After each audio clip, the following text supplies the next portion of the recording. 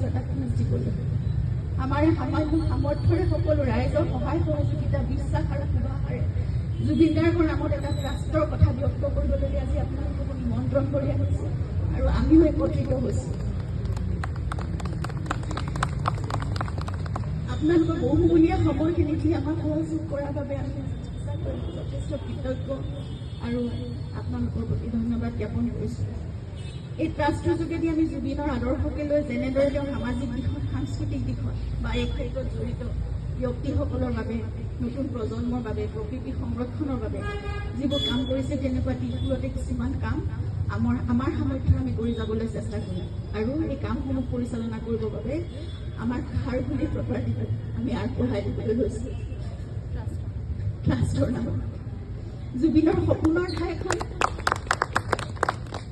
তেওঁৰ নামত হ'বলগীয়া সমাজৰ সংস্কৃতিৰ আৰু তেওঁৰ উপাস্য প্ৰকৃতিৰ বাবে ভাল কামত ব্যৱহাৰ হওক, নিয়োজিত হওক, আমি সেয়াই আশা কৰিছোঁ।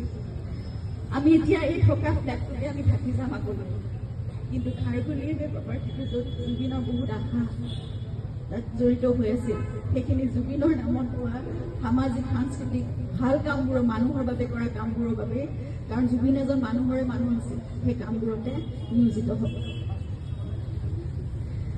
আমাৰ সৈতে কেইবাজনো ভাল ভাল ব্যক্তি, বিশেষকৈ বিভিন্ন ক্ষেত্ৰত নিজ নিজ কৰ্মৰে প্ৰতিষ্ঠিত জুবিনৰ স্কুল কলেজৰ বন্ধু, তেওঁলোকৰ সময় সদিচ্ছা আৰু অভিজ্ঞতাৰে আমাৰ সৈতে জড়িত হৈ একেলগে জুবিনৰ বাবে কাম কৰি যাব বুলি আমাক সঁহাৰি জনাইছে আৰু সেইবাবে আমি যথেষ্ট কৃতজ্ঞতা অনুভৱ কৰিছোঁ তেওঁৰ প্ৰতি, তেওঁলোকৰ প্ৰতি। আৰু আমাৰ সৈতে আমাৰ খুৰা শ্ৰদ্ধাৰ মনোজ বৰঠাকুৰদেৱ, আমাৰ ভাতৃ ডক্টৰ পাৰ্থসাৰথী মহন্ত দাদা, তেখেত আহি আছে, শ্ৰদ্ধাৰ গৌতম শৰ্মা দাদাও থাকিব, আমাৰ বিভিন্ন দিশত উপদেশ পৰামৰ্শৰ বাট বিষয়ে আগবঢ়াই ল'বলৈ। জুবিনে সদায় তেওঁক ফেনাগন বুলি অভিহিত কৰা জুবিন ফেন ক্লাব থাকিব আমাৰ কামবোৰত সহায় কৰিবলৈ। এতিয়া সকলোতকৈ আমাৰ বাবে ডাঙৰ শক্তি আৰু সাহস ৰাইজ। গতিকে আপোনালোকৰ মৰম, আশীৰ্বাদ, বিশ্বাস, সহায় সহযোগিতাৰে জুবিনৰ সপোনৰ কামবোৰ আমি নিশ্চয় আগুৱাই নিব পাৰিম বুলি আশা কৰিছোঁ।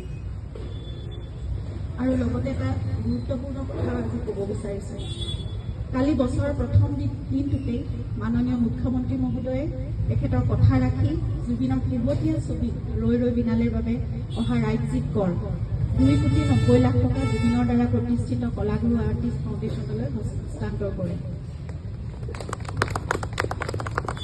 কলাগুৰু আৰ্টিষ্ট ফাউণ্ডেশ্যন অসমৰ শিল্পীসকলৰ সামূহিক কল্যাণৰ উদ্দেশ্যে গঠন হোৱা এক মঞ্চ, কিন্তু সেয়া অকল শিল্পীসকলৰ বাবে সীমিত হৈ নাথাকিল। জুবিনে সকলো ধৰণৰ কাম, সকলো ধৰণৰ সামাজিক সাংস্কৃতিক কাম, নতুন প্ৰজন্মৰ বাবে, প্ৰকৃতিৰ বাবে সকলোবোৰ কাম সেই ফাউণ্ডেশ্যনৰ যোগেদিয়ে আগবঢ়াই নিছিল, কৰি আছিল। গতিকে এতিয়া কলাগুৰু আৰ্টিষ্ট ফাউণ্ডেশ্যনৰ অসমৰ আমি এই মঞ্চখনৰ যোগেদিয়ে জুবিন গাৰ্গৰ সামাজিক সাংস্কৃতিক আৰু প্ৰকৃতি সংৰক্ষণৰ বাবে কৰা কামবোৰৰ সংবৰ্ধন আৰু সম্প্ৰসাৰণ কৰিবলৈ সংকল্পবদ্ধ হৈছে। মাননীয় মুখ্যমন্ত্ৰী ডাঙৰীয়াৰ এই সিদ্ধান্তই আমাৰ এই সংকল্পক বাস্তৱায়িত কৰাৰ ক্ষেত্ৰত যথেষ্ট সহায় কৰিব। লগতে জুবিনৰ ন্যায় প্ৰক্ৰিয়াটোক অধিক শক্তিশালী কৰিবৰ বাবে আৰু ক্ষীপ্ৰ অগ্ৰগতিৰ বাবে বিশেষ চৰকাৰী অধিবক্তা নিয়োগ তথা এখন বিশেষ আদালতৰ বাবে উচ্চ ন্যায়ালয়ক চৰকাৰে আবেদন জনাব বুলিও যি ঘোষণা কৰিছে।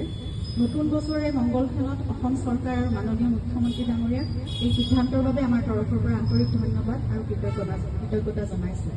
লগতে সংশ্লিষ্ট সকলোকে অনুৰোধ জনাইছোঁ, যিমান পাৰি, যেনেকৈ পাৰি, সিমান ক্ষীপ্ৰতাৰে প্ৰক্ৰিয়াটো যাতে সম্পূৰ্ণ হয়। ধন্যবাদ। আৰু এটা কথা জনাওঁ যে এই জুবিন গাৰ্গ ট্ৰাষ্ট বা ন্যাসটো তাৰ আণ্ডাৰত 3টা উইং থাকিব, 3টা উইঙেৰে পৰিচালনা কৰিব।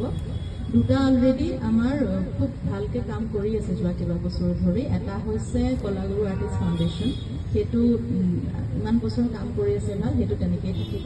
আৰু এটা অভিনয়া পাৰফৰ্মিঙা, যোনটো আমাৰ বা জংকী বৰঠাকুৰৰ নামত আছে, সেইটো উইঙো তাৰ আণ্ডাৰৰ পৰাই পৰিচালনা কৰা হ'ব। আৰু এটা নতুন আমি সংযোজন কৰিম তাত, সেইটো হৈছে ৰিচাৰ্চ উইং, যোনটোৰে আমি জুবিন গাৰ্গৰ সৃষ্টিৰাজিৰ ওপৰত, কৰ্মৰাজিৰ ওপৰত আমি ৰিচাৰ্চ ৱৰ্ক আমি আৰম্ভ কৰিম, যিমান পাৰোঁ পৰিকল্পিতভাৱে। সেইকাৰণে জুবিন গাৰ্গ ট্ৰাষ্ট এটা আমব্ৰেলা অনুষ্ঠান হ'ব, তাৰ আণ্ডাৰত 3টা উইঙত সদ্যহতে আমি এনেকৈ বিভিন্ন দিশত তেওঁ যেনেকৈ ভাল পাইছে সেইমতে আমি কামখিনি আগবঢ়াই নিবলৈ আশা ৰাখিছোঁ। মই বুলখাই কিবা এটা ক'ব নেকি কিবা সকলোকে ধন্যবাদ জনাইছোঁ। গোটেই কথাখিনি কৈছে। আমাৰ আজি একমাত্ৰ ইয়াত লগ হোৱাৰ মূল কাৰণটো হ'ল জুবিন গাৰ্গৰ নামত এটা ন্যাস গঠন কৰাৰ কথা ঘোষণা কৰা। বাকী আজি আনুষ্ঠানিক ঘোষণা হ'ল যদিও বাকী কামখিনি কৰিবলৈ বাকী আছে যথেষ্টখিনি। প্ৰশ্ন নিশ্চয় হ'ব পাৰে যে ন্যাস এটা কিয় লাগে। ন্যাস এটা এইকাৰণে লাগে যে জুবিন গাৰ্গৰ যি বিশাল সৃষ্টি ভাণ্ডাৰ, সেই ভাণ্ডাৰৰ চৰ্চা, প্ৰসাৰ আৰু গৱেষণাৰ কাৰণে জুবিন গাৰ্গ ন্যাসৰ অত্যন্ত প্ৰয়োজন। আগৰ পৰা কলাগুৰু ফাউণ্ডেশ্যন আৰু অভিনয়া জৰিয়তে বিভিন্ন ধৰণৰ কাম আচলতে কৰি থকা হৈছিল। জুবিন গাৰ্গ ট্ৰাষ্টৰ জৰিয়তে গোটেইখিনি সংগঠনৰ মাজত এটা আন্তঃ সম্পৰ্ক এটা স্থাপিত হ'ব আৰু এটা আমব্ৰেলা সংগঠন হ'ব এই জুবিন গাৰ্গ ন্যাস। আপোনালোকে সকলোৱে জানে যে জ্যোতিপ্ৰসাদৰ গীতখিনি যিখিনি নিজে লিখা সুৰ দিয়া জ্যোতি সংগীত বুলি কয়, 372টা গীত লিখিছিল জ্যোতিপ্ৰসাদে। 63টা গীতমান গানৰ সুৰ পোৱা গৈছে কিন্তু জ্যোতি সংগীত গানে সুৰে। বিষ্ণুৰাভাই 131টা গান লিখিছিল, তাৰে 45টা মানৰ সুৰ পোৱা গৈছে, সেইখিনি বিষ্ণুৰাভা সংগীত। আৰু ভূপেন হাজৰিকাৰ প্ৰায় 347টা যুগ আৰু কেইবাটাও তেওঁ লিখা আৰু সুৰ দিয়া। কাইলৈ আমি জুবিন সংগীত বুলি ক'ব লাগিলে জুবিন গাৰ্গে লিখা আৰু সুৰ দিয়া গীতখিনি সেইখিনি হ'ব জুবিন সংগীত, বাকীখিনি হ'ব জুবিনৰ গীত বা জুবিনৰ গান। বহুত গান গাইছে, বিশাল আচলতে। এই জুবিন সংগীত আচলতে জুবিন গাৰ্গে নিজে কৈ যোৱা মতে 5000মান গান নিজেই লিখিছে আৰু সুৰ দিয়া গানটো ঢেৰ হ'ব। সেইটো বহুত বছৰ আগতেই কৈছিল, সেয়া নিশ্চয় ইয়াত দুগুণ হৈ গৈছিল। গতিকে সেই গানখিনিনো কোনখিনিনো জুবিন গাৰ্গে নিজে লিখা সুৰ দিয়া এই কামবিলাকো কৰিবলগীয়া আছে। বিশালকৈ তেওঁৰ ল'ৰাটাই বহুতখিনি গানখিনি সংগ্ৰহ কৰি থৈছিল। মই এটা উদাহৰণৰ কাৰণে ক'লোঁ যে জুবিন সংগীত কেৱল গানেই নহয়, জুবিন গাৰ্গৰ লিখা গান সুৰ দিয়া নাই, সুৰ দিয়া গান তাত শব্দ মানে ভৰোৱা নাই, তেনেকুৱাও 2-এটাৰ সন্ধান পোৱা গৈছে। 2-3টা চিনেমাৰ কাহিনীৰো সন্ধান পোৱা গৈছে।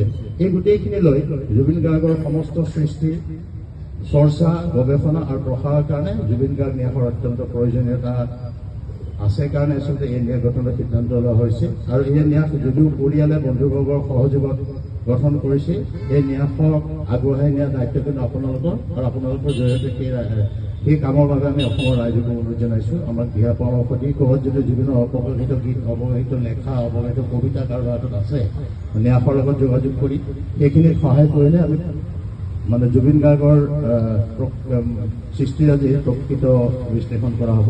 মূলত ন্যাস গঠনৰ যিকোনো ন্যাস গঠনৰ যি উদ্দেশ্য থাকে সেই একে উদ্দেশ্য জুবিন গাৰ্গ ন্যাস গঠনৰ, কিন্তু ইয়াৰ বিশালতাটো ইমান বেছি যে গানৰ সংখ্যা ইমান বেছি, তেওঁৰ সৃষ্টিৰ সংখ্যা, কৰ্মৰ সংখ্যা, কোৱা কথাৰ পৰিমাণ ইমান বেছি যে আন বহু ন্যাসতকৈ এই ন্যাসৰ আচলতে পৰিসৰটো যথেষ্ট ডাঙৰ হ'ব। এতিয়া আপোনালোকৰ সহায় সহযোগিতা লাগিব। আমি জুবিন গাৰ্গ ন্যাসৰ লগত জড়িত যিখিনি মানে মানুহ, পৰিয়ালৰ লোক আৰু আমি বন্ধুবৰ্গ সকলোৱে আপোনালোকক আমি জুবিন গাৰ্গ ন্যাসৰ পৰৱৰ্তী কাম কাজত সকলো ক্ষেত্ৰত আপোনালোকৰ সহযোগিতা বিচাৰিছোঁ আৰু আপোনালোকৰ জৰিয়তে অসমৰ ৰাইজৰো সহযোগিতা বিচাৰিছোঁ। ধন্যবাদ।